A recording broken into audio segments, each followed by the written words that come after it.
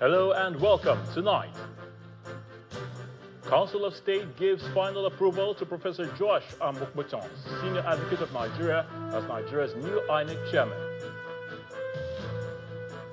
Senate gives executive 2 weeks to present detailed progress report on 2024 budget implementation and projections for the 2025 fiscal plan. Broadcasting titan, corporate governance pioneer and esteemed diplomat Dr. Christopher Kolade dies at 93. And Israeli ministers are set to discuss a crucial Gaza peace plan that could lead to an immediate ceasefire and secure the release of hostages. And on business, global oil prices fall nearly 2% as Gaza ceasefire plan eases tensions. On sports news tonight, Algeria becomes the 4th African country to qualify for the 2026 FIFA World Cup. And from the nation's capital, FCT Minister Nyesom vows to conquer darkness, promising to bring the nation's capital's street lights back to life.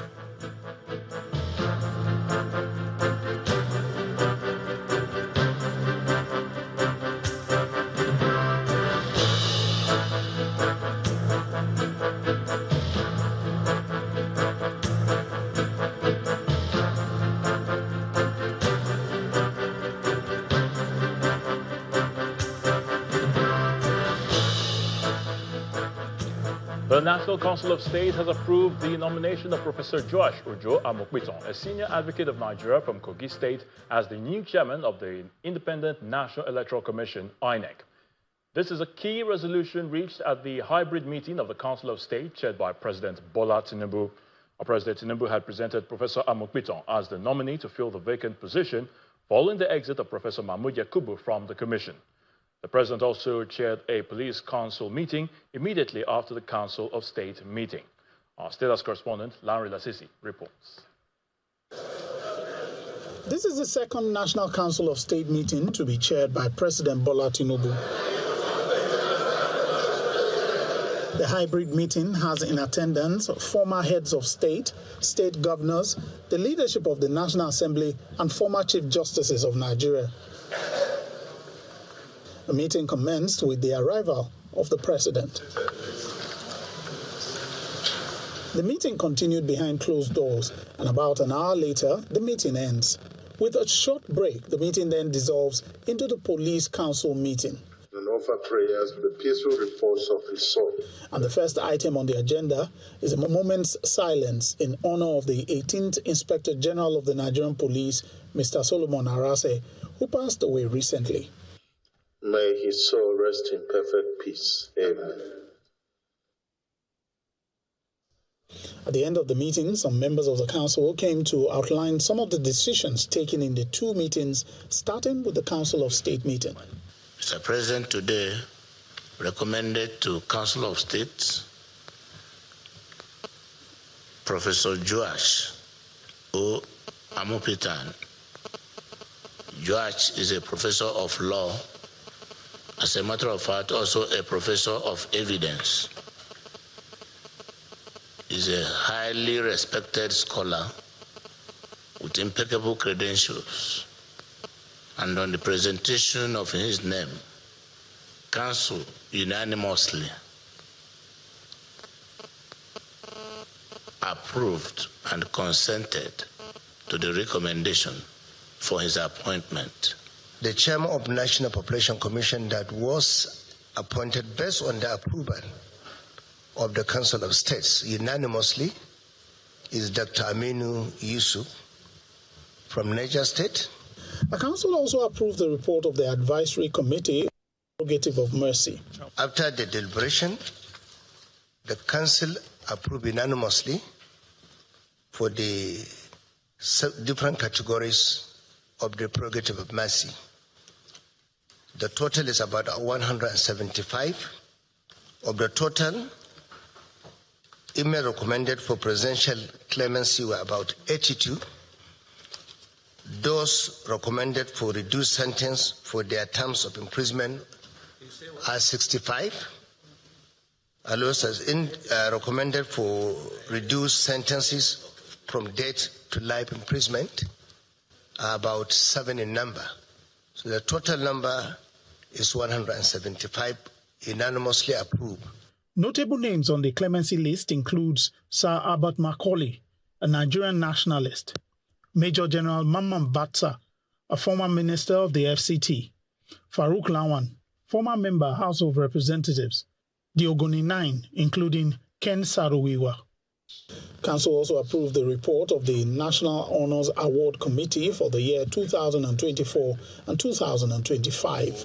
A total of 824 successful applicants were recommended for the 2024-2025 National Honours, and 135 special awards by the President, bringing it to a total of 959 awardees. The Police Council also considered a proposed amendment to the legislation establishing the Nigerian Police Trust Fund and the issue of security in the country. The Council directs the Honorable Attorney General of the Federation and Minister of Justice to input all the approvals of the Council in the proposed executive bill. All these prayers have been approved. The security challenges in the country and did everything to support, because the second meeting, which was the Police Council, is meant to boost the capability of Nigerian police to fight crime. The full list of deserving Nigerians and friends of Nigeria who are to be given the National Award are to be made public very soon. From the Presidential Villa, Lanre Lasese, Channels Television News. Up to the National Assembly, and the Senate has issued a 2-week ultimatum to the executive to submit a comprehensive documented progress report on the implementation of the 2024 budget, as well as projections for the 2025 budget, before it will entertain the medium-term expenditure framework, MTEF. A chairman of the Senate Committee on Finance, Senator Sani Musa, gave the declaration during the meeting with President Bola Tinubu's economic team, led by the Minister of Finance and Coordinating Minister of the Economy, Mr. Wale Edun, at the National Assembly. Our National Assembly correspondent Gloria Umezuke now reports. On the last legislative day, lawmakers reconvene addressing one salient item on the order paper. Concerned about the increasing circulation. In a motion raised by Senator Ali Ndume, the critical subject of an alert to religious persecution in Nigeria is flagged. Concerned about the increasing circulation, both domestically and internationally, of the narrative alleging an ongoing Christian genocide in Nigeria, amplified by some advocacy groups, foreign media and religious networks. It's apparently one subject lawmakers are keen to tackle. This has been brought to the fore of the Senate, and then we must have exhaustive deliberations in closed session on this, and then we must also come up with a strategy to correct the misinterpretation, the misinformation, and at the same time educate the international community. So we may not need to go into item by item on these prayers. The 2024 and 2025 budget performance is another major subject matter the lawmakers are worried about, prompting them to invite the president's economic team to appear before it. We're supposed to start preparing for the MTEP, medium-term expenditure framework. Supposed to have been here by now, if we are to go by the law. So the reason for calling for this meeting is to know the status. Where are we in 2024, 2025, and what is happening about the 2026 MTEF? 2024, effectively, given the commitments we have, is high performing potentially because it runs to the end of the year as mandated by you. And 2025 also, we have committed to, and we have 2.5 months or so left. We are committed to also having a good performance under 2025 capital budget. we'll go to closed session. The meeting then dissolves into a closed-door session, after which the chairman emerges with the resolutions. We will want documented evidences of the performance of 2024 and our expectations for the 2025 budget before we start talking about the MTEP for 2026. And the Honorable Minister of Finance have agreed to oblige us to give us that progress reports. Meanwhile, the Senate also stepped down a bill for an act to repeal the Electoral Act 2022 and enact Electoral Bill 2025 to regulate the conduct of the federal, state and area councils in the Federal Capital Territory elections. The leadership adjourned early to attend a Council of State meeting at the Presidential Villa. From the National Assembly, Gloria Umezuke, Channels Television News. Now, the House of Representatives has resolved to investigate funds appropriated and disbursed for the rehabilitation of the Port Harcourt, Warri and Kaduna refineries between 2010 and 2024. This follows a motion by Representative Sesingwang on the non-functionality of state-owned refineries. Now, the House seeks to ascertain the status of the refineries, examine how public funds were utilized, and identify agencies responsible for infractions or mismanagement. Our National Assembly correspondent Terry Kumi reports. 3 days into resumption of plenary, a scanty chamber greets the Deputy Speaker as he presides over the last plenary session of the week in the Green Chamber. Several motions of urgent national importance are received, one of which is on the need to curb frequent hippopotamus attacks in Gombe State.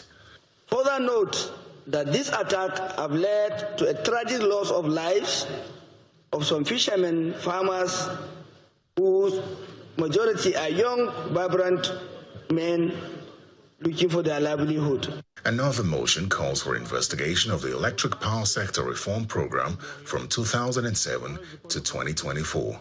The House resolved to conduct an investigation into the activity of transmission companies, all discos, their remittances, the tariff regime, and to ascertain the effectiveness or otherwise of the privatized power sector to the country. Mr. Speaker, the House resolved to invite the Minister of Power, the Managing Director of the Nigerian Bulk Electricity Trading PLC, heads of the Nigeria Electricity Regulatory Commission, the Transmission Company of Nigeria, Royal Electrification Agency, and other relevant stakeholders to appear before the committee to provide details and justifications for the funds received and spent. Similarly, a motion on the need to investigate the status of the nation's refineries is presented and adopted. The House notes the persistent non-functionality of Nigerian state-owned refineries in Port Harcourt, Warri, and Kaduna, despite over 2 decades of rehabilitation efforts and an estimated expenditure of $18 billion on their repairs, with no tangible results to show for this investment. The House further notes the recent public statement by Nigeria's foremost industrialist, Alhaji Aliko Dangote, and former President Olusegun Obasanjo, both of whom expressed serious doubts about the viability of these refineries and described the multi-billion-dollar investment as futile. Meanwhile, a bill for the creation of Ibadan State has been presented and passed through second reading. Terry Ikumi, Channels Television News. In part 2 after the break, broadcasting titan, corporate governance pioneer and esteemed diplomat Dr. Christopher Kolade dies at 93. Please stay with us.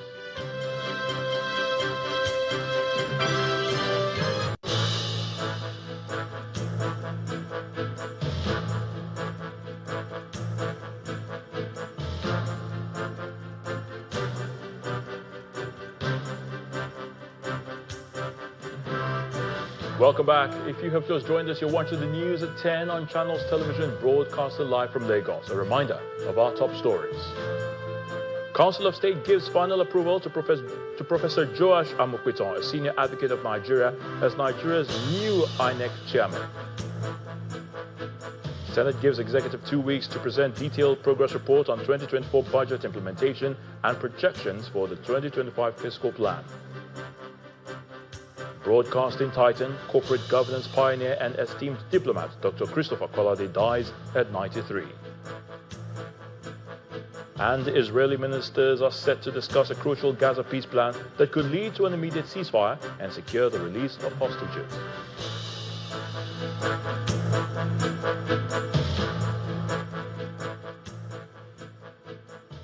Let's head to the courts now, where the Special Offences Division of the Lagos High Court sitting in Ikeja has admitted more documents tendered as exhibits by the prosecution in the trial of the former Central Bank of Nigeria Governor Godwin Emefiele. Justice Rahman Oshodi overruled the objections of defense counsels in the case and admitted the documents in evidence. The court also ordered a trial within trial to verify whether the statement the second defendant, Henry Omoile, wrote in the custody of the EFCC was made voluntarily. Mr. Omoile is standing trial alongside Mr. Emefiele on a 19-count charge of abuse of office, receiving gratification, accepting gifts through agents, corruption, and fraudulent property transactions involving $4.5 billion and 2.8 billion naira. At the proceedings on Thursday, Justice Oshodi first admitted in evidence a bundle of documents extracted from the mobile phone of John Adetola, the former executive assistant of the first defendant, Godwin Emefiele, during the EFCC's investigation. After this, the lead prosecuting counsel, Mr. Rotimi Oyedepo, a senior advocate of Nigeria, continued with the testimony of the 8th prosecution witness, Alvan Guruman, an operative within the anti-graft agency, who provided more insight into the evidence uncovered during the investigation. The witness says the team uncovered how Mr. Emefiele allegedly received monies totaling $600,000 personally and through proxies. He adds that a particular CBN contractor, Victor Onyedua, said under interrogation that he allegedly paid kickbacks to management of the CBN before receiving payments for the execution of some contracts.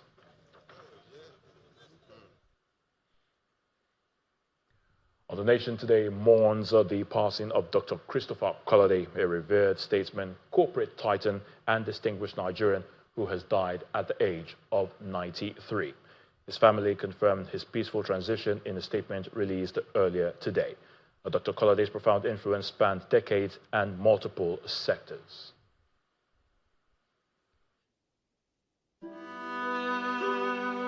Born on December 28, 1932, in Erioke, Osun State, Christopher Kolade's life was one of remarkable service, integrity, and humility.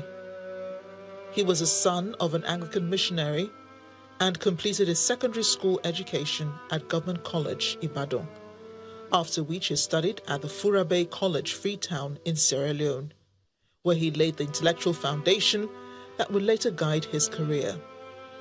Over the decades, Dr. Kolade wore many hats, which include broadcaster, public administrator, corporate leader, diplomat, academic, and mentor. In broadcasting, he rose to become Director General of the Nigerian Broadcasting Corporation. I see politicians today and the way they behave, and if I compare today's politicians with the politicians of the First Republic, for example, I can tell a very simple fact that my experience of the politicians of the First Republic was that they actually worked for Nigeria. In the private sector, he served as CEO and later chairman of Cadbury Nigeria, leading with both vision and character. He also represented Nigeria abroad, serving as High Commissioner to the United Kingdom, a role through which he elevated Nigeria's diplomatic presence. And after his diplomatic service, Dr. Kolade returned to Nigeria's academic and leadership circles. He taught at the Lagos Business School in area of corporate governance, leadership, and human resource management. He was widely respected not just for what he achieved, but for how he lived, with courtesy, decency, humility, and a deep sense of respect for people. Over the years, he was often referred to as Mr. Integrity, a title earned through consistent character. In his later years, even as physically frailty set in Dr. Kolade never lost his devotion to mentoring younger generations and speaking on national issues. His hope for Nigeria remained undimmed. As we mourn the passing of this national treasure, let us not only lament a great loss, but also celebrate a life well lived. His journey is a testament to what it means to serve one's country with dignity, to lead without arrogance, and to be faithful to principles even when trends shift. May his legacy inspire future leaders to place integrity above convenience, service above self, and character above acclaim. Today's discussion is not leadership in the abstract. It is not leadership only as a concept. It is leadership as it relates to our practice, our experience. So if you look at the principles that I have put in this paper, I've put 7 principles. But there's one basic principle that I want to remind all of us of. And that is that the leader himself is a member of the team.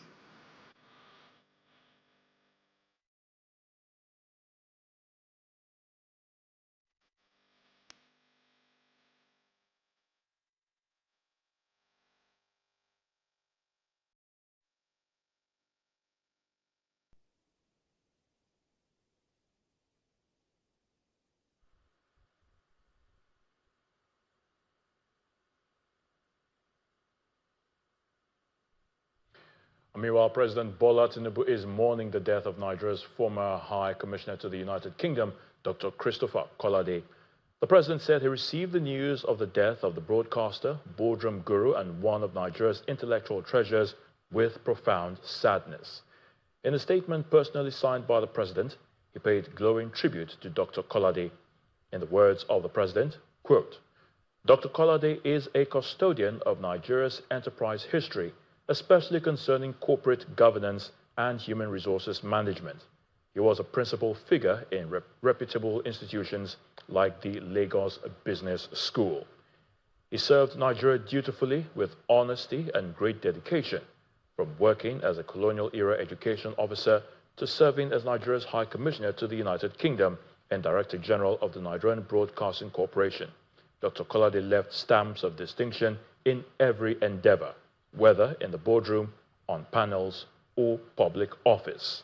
End of quote. While acknowledging Dr. Kolade's passing as agonizing, he asked Nigerians to celebrate his life and legacy, which was exemplary.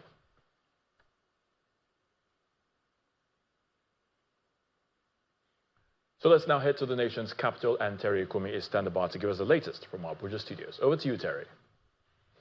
Well, many thanks, Ayo. Now, the FCT Minister Nyesom Wike has vowed to ensure street lighting infrastructure in the nation's capital comes to life. Mr. Wike made this call during the inauguration of the road project within the Katampe district of the FCT. He called on the residents of Abuja to be thankful to God for having President Bola Tinubu. Please be seated. Your Excellency. It's another flag-off exercise by the Federal Capital Territory Administration, and this time, it's the provision of road project within the Katampe district. The work consists of construction of... The FCT Minister, Mr. Nyesom Wike, is joined by the former Governor of Ekiti State, party officials and serving federal lawmakers, and other invited guests. The project's impact includes reduced traffic, increased property value, economic growth, among others. The scope of works includes earthworks, surface water drainage system, roadworks, finished to asphalt pavement, water distribution network, foul sewer network, ducts for power and telecommunication, as well as street lighting. In his remark, the FCT minister expressed his determination to fix the street lights in the nation's capital. Moving on a post-vandalization, know that all those things just to distract us, just to weaken us, but I can assure you, I and our team, we are very determined. We are very, very determined that if there's one project we must achieve this lot of Abuja. We must achieve it.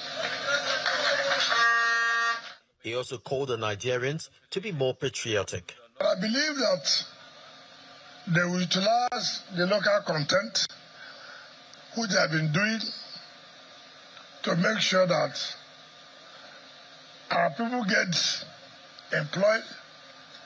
I'm also part of the supply chain in terms of contracts, now quick food on the table of their families.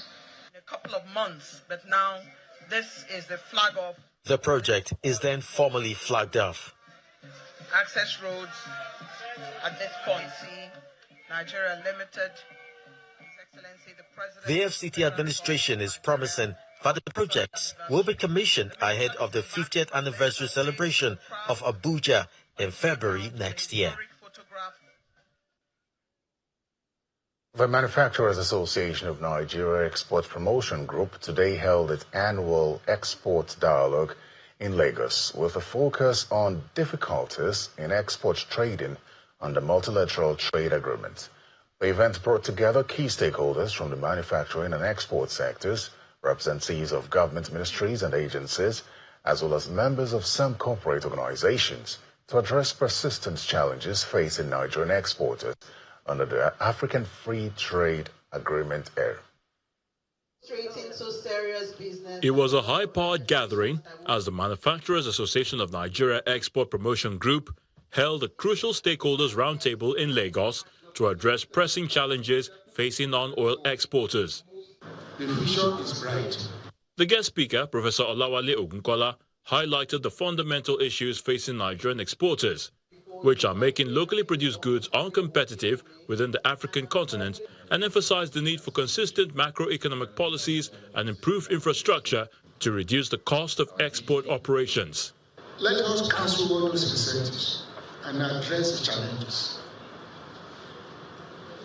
Number one, under the behind the border trade finance and the issue of access to credit. And not only that, the interest rate, foreign currency and exchange rate, competition policy, private sector participation, and the one that I mentioned in passing, hard infrastructure.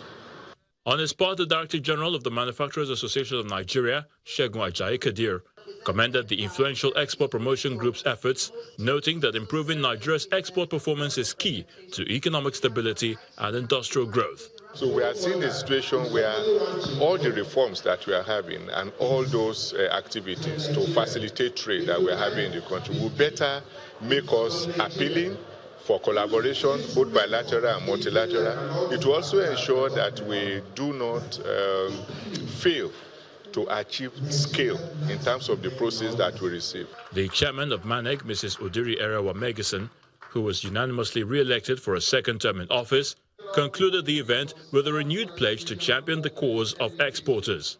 So one of the things that we're asking is that we move away from promissory notes. Promissory note means that it's a debt to the government, right? We want to move back to export credit certificates. So it's almost as you are earning as you export and you repatriate your proceeds back. So putting in place measures and stopgap to ensure that exporters actually do exports, they bring their proceeds back within the confines of the law, and those that qualify through the NEPC audit process get their export credit certificate so they can reinvest it into Nigeria and put made in Nigeria goods on the global map. Awards were also presented to some dignitaries by the Executive Council of MANEG, with special recognition accorded to an EXCO member for his decade-long service. With a successful outcome of this gathering by members of the Manufacturers Association of Nigeria Exporting Group, MANEG, the expectation now rests on the government to fast-track economic and trade policy reforms to translate Nigeria's non-oil export potential into tangible economic gains within the African Continental Free Trade Area Agreement. Still ahead on the news at 10, global oil prices fall nearly 2% as Gaza ceasefire plan eases tensions. That's on Business News. Please stay with us. Welcome back. One of Nigeria's leading commercial banks, the First Bank of Nigeria PLC, has launched a new digital experience center as part of its initiative to bring digital banking to the doorstep of its customers. According to the management of the bank, the center, which is the second in Abuja, is designed to deliver premium service to customers of First Bank. First Bank promises banking like never seen before. No queues, no tellers, just technology. This is First Bank Digital Experience Centers, fully automated branches designed to deliver fast, secure, and seamless banking through artificial intelligence and self-service innovation. With over 600 branches across the country, the bank is opening up new platforms to meet the demands of their customers. I think I only went one day to go and inspect. Joined by federal lawmakers and customers, the management of the bank explains the idea behind the innovation. It means that if you are going to the mosque or church and your ATM card is lost, you can just come on your way, stop with your details, your name, your account number. It will come out. It will ask you questions, and then OTP will come to your phone. You put the OTP. You can get another ATM card instantly. First Bank is also getting legislative banking for the innovation. If you really want to keep apace with development, you have to invest in resources, human resources, as well as technological resources. And I think First Bank is doing that.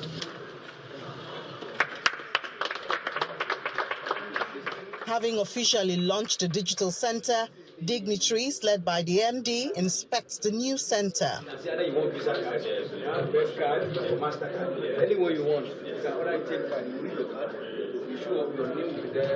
Tailored to offer 24/7 access to banking services, the center is equipped with smart ATMs and interactive kiosks, all designed to make banking faster and more intuitive. All the services that the customers want to access, they are going to have better experiences because it's going to be seamless, it's going to be it's going to be something that will be highly memorable to them. What we are doing here today is to ensure that within the Abuja metropolis, we give customers option. So it's an always on, anywhere, anytime the customer wants to access services, the customer is able to do that at his convenience. First Bank says it plans to launch more centers across the 6 geopolitical zones as the bank sets a new standard for digital banking in Africa. The plan is to ultimately set up similar centers across all 774 local government areas of Nigeria.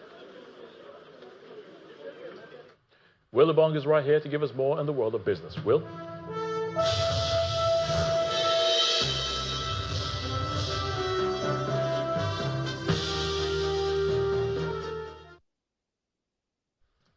Thank you, Ayotunde. Now, global oil prices fell on Thursday after Israel and Hamas agreed to the first phase of a Gaza ceasefire plan, easing fears of a wider Middle East conflict that had boosted oil risk premium.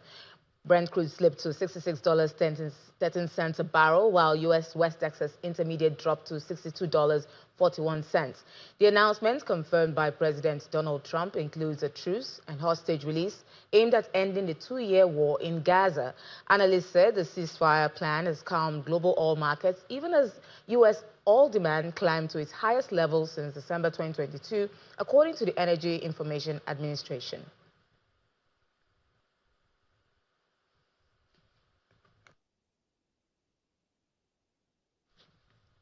Now, in Katsina State, we've seen an unveiling of an ambitious digital plan to achieve 70% broadband penetration and lay 22,000 kilometers of fiber optic cable by 2030.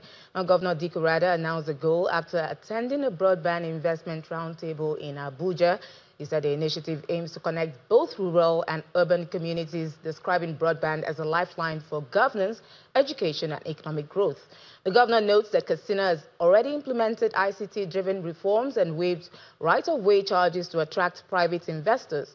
Rada also revealed that Katsina earned an $8 million World Bank credit under the SABRE program for its ICT-led reforms, a recognition, it says, highlights investors' confidence and positions the state as a digital innovation hub in northern Nigeria. And the IMF and the Bank of England has cautioned that global stocks markets could face turbulence if investors' enthusiasm for artificial intelligence fails.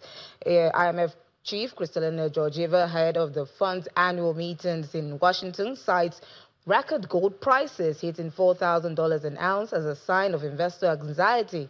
The BOE, in its last minutes, warned that slower AI adoption or rising competition could trigger a reevaluation of inflated earnings and expectations. They join figures like Sam Altman, Jamie Dimon, and Jerome Powell in sounding the alarm over an AI-fueled market correction. Now we head over to the metals market, where silver prices lifted to over $50 per ounce, the highest in decades, driven by strong demand amid tightening supply and investor flight to safe assets. The metal climbed as much as 4.8% intraday, touching $51.23 in spot trades. Analysts said the rally reflects both industrial demand and speculative flows, noting that silver's smaller market size makes it more volatile than gold. Now in South Africa, the Johannesburg Stock Exchange has appointed Valdin Reddy as its next Group Chief Executive Officer, effective April the 1st, 2026. Now, Reddy will succeed Leila Fourie, who steps down on March the 31st, 2026, after 6 years of steering Africa's largest stock exchange through financial growth and modernization. The JSE chairman, Phuthuma Nhleko, hailed Fourier's leadership, noting that the exchange achieved strong earnings, diversified revenue, and major technological and regulatory milestones during a tenure. Now we're checking with our local stock market, which extended winning streak for the fourth day on gains in some banking and industrial good names. Here is Ini John Mekwa with the highlights.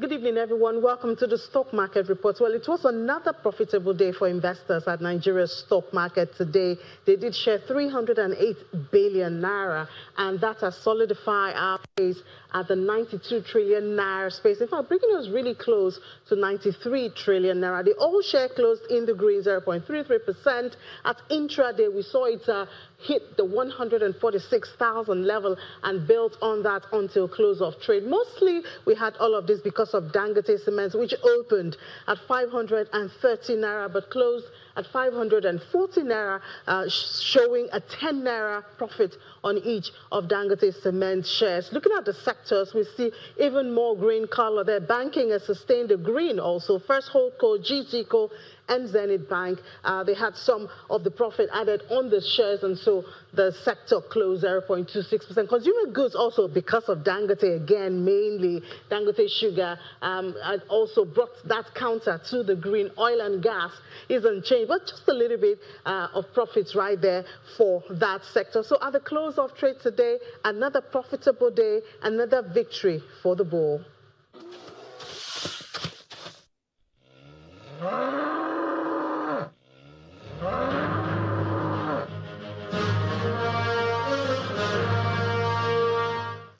Meanwhile, we'll see Europe markets closing lower as France president has a tight deadline to find a new prime minister. Let's see the closing numbers and those of other major equities.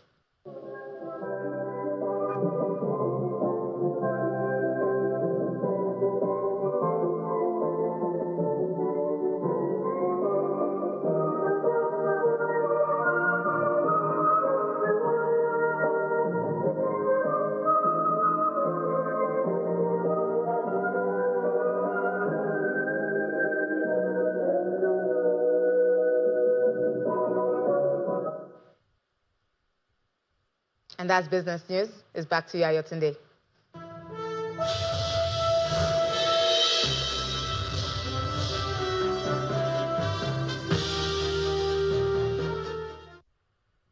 Many thanks, Will.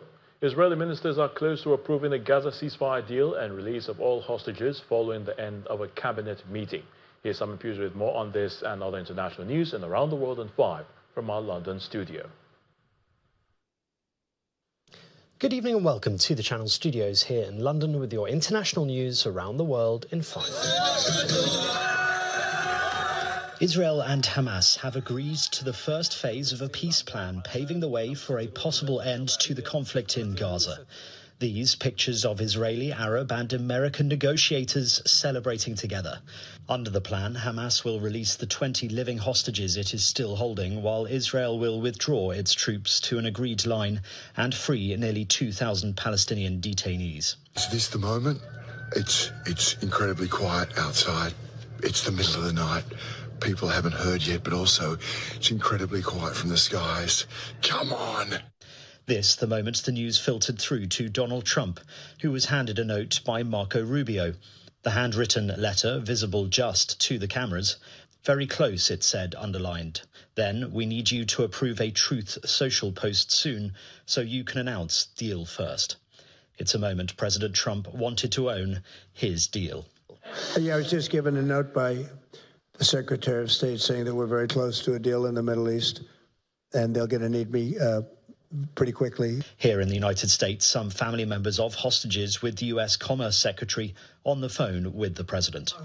Thank you so much. Blessed be the peacemakers. God bless you, Mr. President. God bless America. Thank you very much. You just take care of yourselves. The hostages will come back. They're all coming back on Monday. World leaders, Palestinians and Israelis have welcomed the news, but details remain sparse and crucial further steps, such as who will govern Gaza, are still to be discussed. While footage showed bombs continuing to drop in the strip after a peace deal was signed. However, Palestinians in Gaza have been celebrating the agreement of the ceasefire after over 60,000 deaths and 2 years of war. Meanwhile, the Hostages Families Forum has also expressed profound gratitude to Donald Trump for what it called an historic breakthrough. Jubilant scenes unfolded in Hostages Square in Tel Aviv as hundreds of people gathered ahead of the deal being signed.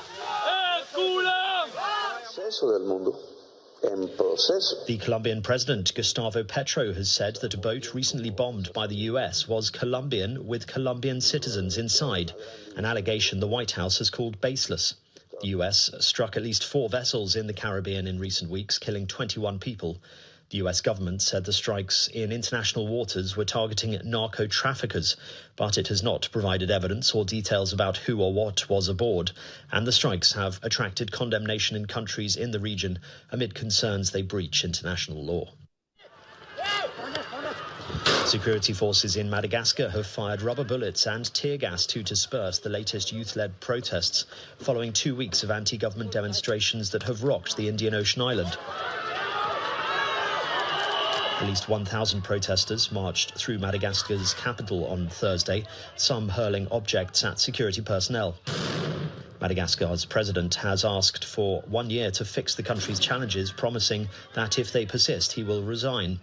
The movement behind the protests, known as Gen Z Mada, has been calling for the president to resign and rejected an invitation to attend talks. A Dutch beekeeper has spoken of his shock after his 10 beehives were burned down in a park in the central city of Almere, with the loss of an estimated 500,000 bees. Harold Stringer said each hive had a colony of 40 to 60,000 bees, and the thought that anyone would kill them was horrific. Police in Almere, which sits to the east of Amsterdam, have appealed for witnesses after the arson attack on Tuesday evening. And Cristiano Ronaldo has broken yet another record, becoming the first billionaire footballer, according to a report. The Al Nassr and Portugal striker's net worth has been estimated at $1.4 billion by the latest Bloomberg Billionaires Index. The valuation puts Ronaldo among a small group of billionaire athletes, including basketball greats Michael Jordan, Magic Johnson and LeBron James, as well as golfer Tiger Woods and tennis player Roger Federer. And that's your international news around the world in 5. Now back to the Channel studios in Lagos. Many thanks, Simon. Sports news is up next, and of course, Super Eagles will go head-to-head with Lesotho in the World Cup qualifier. Kelly, what do you think our chances are in that crucial game?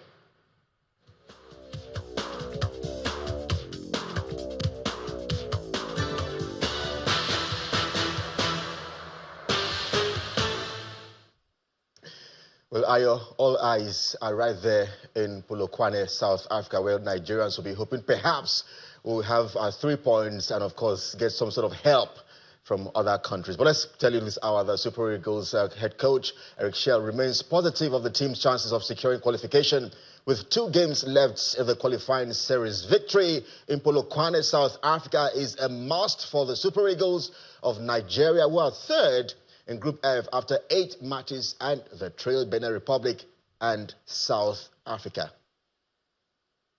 Everybody can go to the World Cup. So this is the football. Everything can happen during a game because of the weather, because of the referee, because of anything, because of the injury. So we need to stay focused about what we want for this game, what we want for to have this victory, and after there will be another game. So for sure, at 100%, stay focused on this game tomorrow against Lesotho, a great team with a good coach, and we need to be very focused to start well this game with a lot of intensity, a lot of aggressivity to score and to win this game. Yeah, we're approaching this the same way we approached the game for South Africa. It's important for us to go for all 3 points. We have to show Lesotho respect. They've done well in the group. They've picked up points against us also. So yeah, it's going to be an important game for both of us. And yeah, we've just been focused on our preparation now. Like the coach said, 2 very good training sessions. Today, the 3rd one here. And yeah, we look forward to the game tomorrow. Well, some sort of hope and optimism there from the Super Eagles head coach and, of course, team captain William Truss-Ekong. Let's tell you also that Algeria becomes the 4th African country to qualify for the 2026 FIFA World Cup. Mohamed Amora scored twice as the Desert Foxes defeated Somalia 3-0 earlier today, joining Morocco, Tunisia and Egypt for next year's tournament. Algeria have 22 points in Group G with 1 round remaining for more than 2nd-placed Uganda. Mozambique lie 3rd, followed by Guinea and, of course, Botswana and Somalia. Well, the winning streak tells you that that's why she's the women's world #1, Arina Sabalenka. That's sports. I'm Kelly. Giga is back to you today.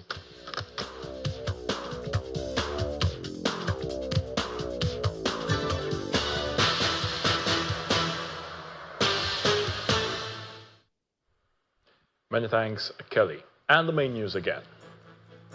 The National Council of State has given final approval to Professor Joash Amokwiton, a senior advocate of Nigeria from Kogi State, as Nigeria's new INEC chairman.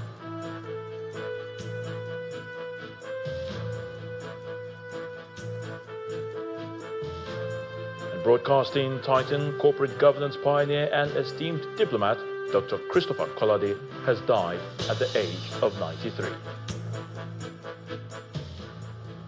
And the Senate has given the executive 2 weeks to present detailed progress report on the 2024 budget implementation and projections for the 2025 fiscal plan. That's the news at 10 tonight. Thank you so much for watching. I'm Ayo Tunde Balogun, and to have a good night.